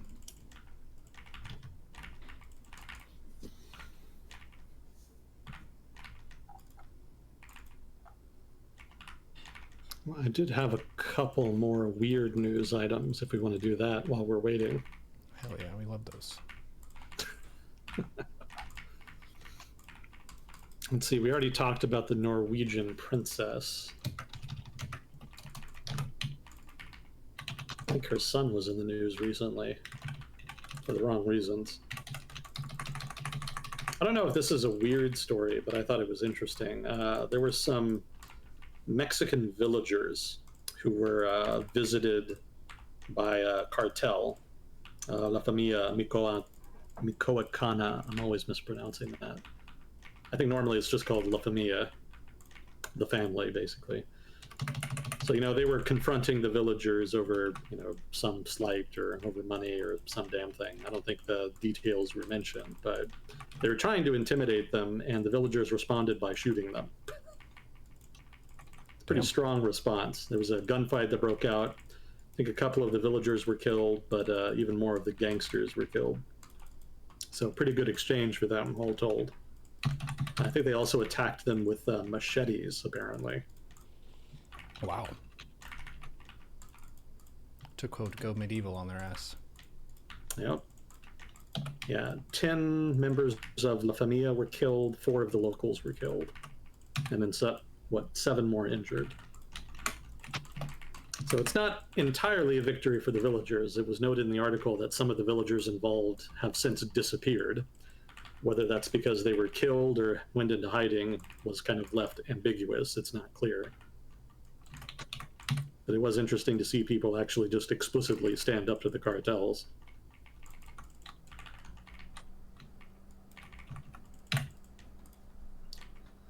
Oh, here's a stupid one. So there was a guy in California who noticed that there was an issue with his windows breaking. You know, he would come home and there would be damage to his house, windows, you know, just weird. He couldn't explain it.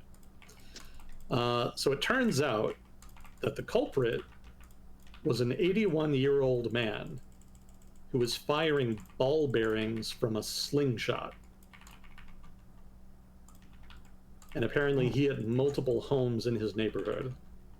Wow. Breaking windows and narrowly missing people, according to the article. Yeah, here's a direct quote from the police. During the search, ball bearings and a slingshot were recovered from his residence. Cool. Crazy old dude with slingshot making a ruckus. Yeah, you know, I mean, if teenagers were doing that, I could kind of understand. I wouldn't like it, but, you know, teenagers do shit like that sometimes.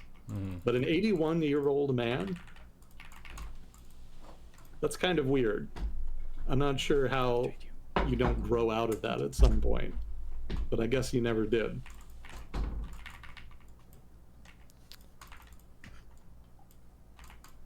Guess he wanted to feel alive again.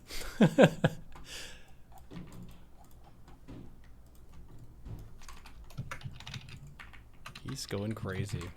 My parents always love it when there's an old person who escapes. They're like, yeah, be free. Get out of there. Don't let them tell you what to do.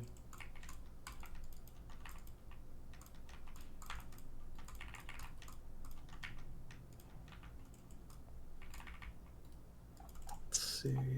That's about all I had for that. I could have sworn we talked about this one a while back. So Yerevan is the capital of Armenia. And there was an alleged assassination attempt there of a businessman. Oh, sorry, no. There was an assassination attempt on a businessman in the UK.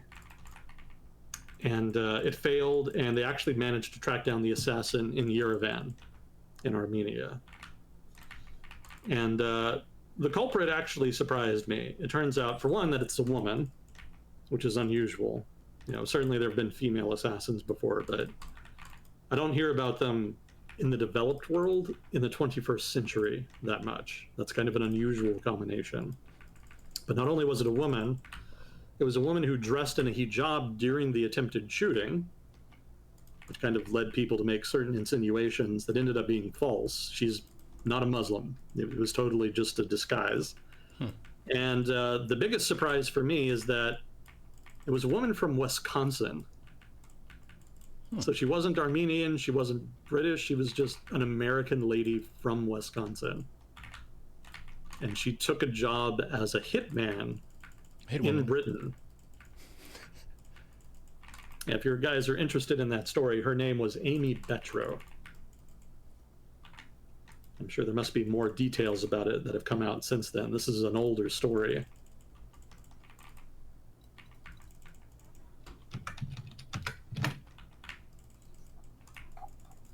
Some people are just too bored. They just can't entertain themselves. They have to do something extreme. Whether it be assassinations or slingshots. Technically, you could accomplish both. That's true. Slingshots can be deadly in the right hands.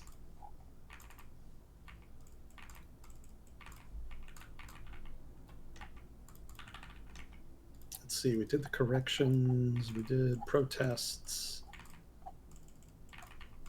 Maldives? I don't know how people care about that. Oh, we never did talk about the housing pension scheme in China. it could be worth going over. So this is just a cutesy little policy that China implemented or is going to implement. I'm not sure if they've done it yet, to try to boost the housing market. So the idea here is that there's going to be pensions for apartments. And the idea here is to help people pay for the maintenance of buildings as they age. And, it sounds good in principle, but it actually scared a lot of homeowners inadvertently, because a lot of homeowners believed that they were going to have to pay into the pensions, and that it would therefore be a kind of soft hidden tax, basically a tax on homeowners above and beyond what they already pay. And that actually had the opposite effect than that intended. They were hoping to encourage people to buy older properties in the knowledge that they would have government assistance in trying to update them, maintain them, et cetera. And instead, people started saving more money and buying fewer buildings in the expectation they would have to pay taxes on them, or at least more taxes on them. So the government came out and explicitly explained that, it's not going to be paid by you guys. It will be funded just by the government, so don't worry about it. But that's the idea. They're hoping to try to boost the property market a bit. And that's something that the Chinese government has been struggling with for a while now. They famously cut off real estate developers from loan money from banks back in, I want to say, summer 2022, in an effort to try to lower property prices in China, which had been rising consistently over many, many years, putting them out of reach of most common people. And kind of successful in that regard, although it kind of differs from location to location, but it had the unintended consequence of gutting one of the major economic drivers of the Chinese economy, that being real estate.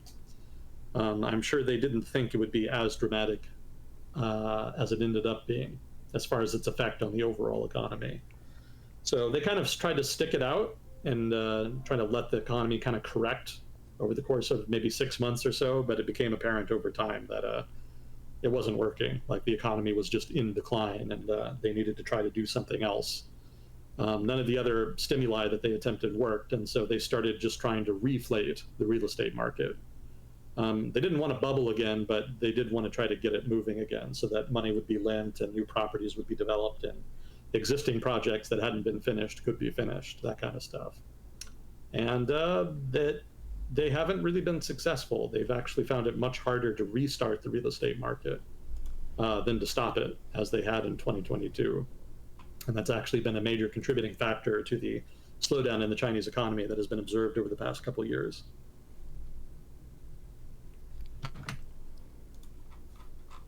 Cool. Well, I got out of my amazing match. We covered a lot of stuff. King Riku still around? Yes, I saw them in chat earlier today. Yeah. I'm still interested in a response to the email I wrote him. Nice. You mentioned there were some pro-Russian guys in chat, so that made me think of him. I wrote a big, long email response to him about a video he sent me. Yeah, you'll have a lot to sink your teeth into after stream today. Well, thank you, Fuzzy Cool, for handling questions, and thank you, chat, for giving us lots of feedback and information. We will see you all in the next episode of War Discussion with Agent Smith. Yep, thanks again. Talk to you next time. GG.